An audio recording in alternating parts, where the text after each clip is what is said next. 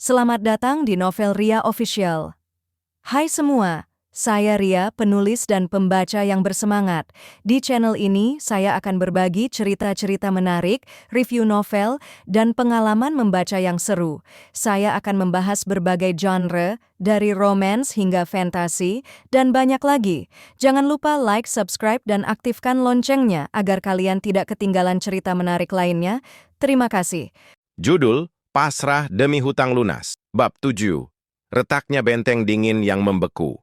Hubungan Ayu dan Bara setelah insiden Rizky menjadi lebih tegang.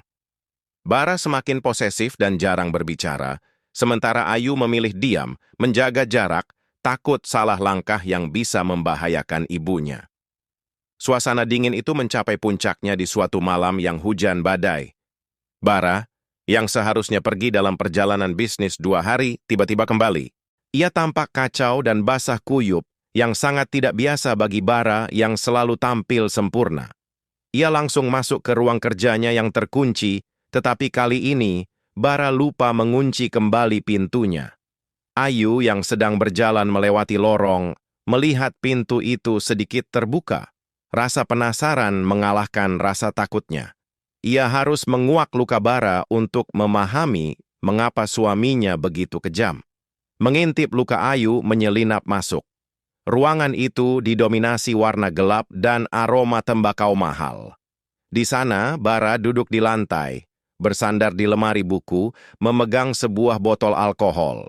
Di tangannya, bukan medali kuno yang ia lihat sebelumnya, melainkan sebuah surat lusuh yang sudah hampir hancur. Ayu melihat Bara menutup matanya. Dalam kesendirian itu, Bara tampak seperti manusia biasa yang tersiksa, bukan monster tanpa emosi. Apa yang kau lakukan di sini? Suara Bara menggelegar, dingin dan tajam. Ia menyadari kehadiran Ayu. Ayu gemetar, tetapi ia memutuskan untuk tidak lari. Pintunya terbuka, jawab Ayu pelan. Anda terlihat tidak baik. Bara melempar surat itu ke lantai, lalu berdiri dengan tatapan mata yang menyala-nyala. Keluar! Aku bilang jangan pernah mencampuri urusanku. Ayu tidak beranjak. Ia menatap Bara. Saya adalah istri Anda. Anda memaksa saya untuk terikat pada Anda. Apakah saya tidak berhak tahu siapa suami saya, Tuan Bara? Mengapa Anda begitu membenci masa lalu? Mengapa Anda begitu dingin? Pertanyaan Ayu menyerang Bara tepat di titik terlemahnya. Bara mendekati Ayu, wajahnya mengeras. Ayu mengira ia akan diusir atau diancam, tetapi Bara hanya menatapnya dengan kesedihan yang tak terduga. Kamu ingin tahu?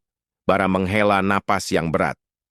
Aku menjadi seperti ini karena aku pernah percaya pada cinta dan kebaikan, katanya sinis. Bara berjalan ke lemari dan membuka laci tersembunyi.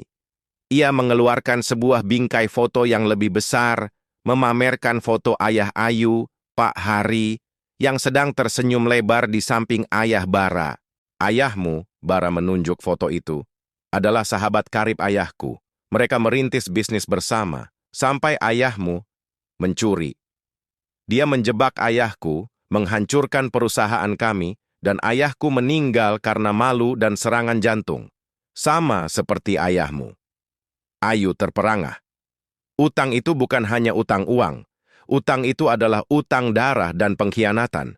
Bara menyambung, suaranya dipenuhi amarah yang tertahan.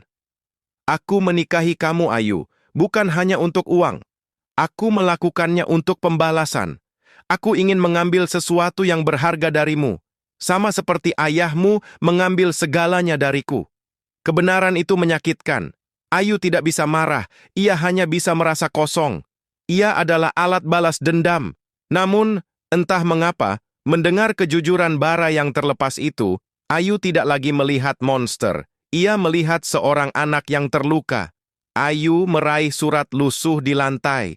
Itu adalah surat yang ditulis oleh gadis di foto masa kecil Bara. Surat terakhir. Siapa dia? Tanya Ayu lembut. Bara menunduk, dan untuk pertama kalinya, bentengnya benar-benar retak. Saudariku, dia bunuh diri beberapa bulan setelah ayah meninggal. Dia tidak tahan menanggung beban hutang dan cemoohan orang. Bara memejamkan mata. Ayahmu menghancurkan segalanya, segalanya. Ayu mendekati Bara. Ia tidak tahu mengapa, tetapi ia meraih tangan Bara. Tangan yang selalu dingin dan kuat itu kini terasa gemetar. Saya tidak tahu masa lalu Anda. Saya tidak bisa mengubahnya, bisik Ayu. Tapi Tuan Bara, balas dendam tidak akan menghidupkan kembali ayah dan saudara Anda.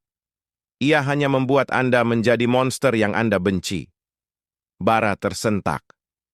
Ia menatap Ayu. Matanya tidak lagi dominan. Ia tampak terluka dan bingung.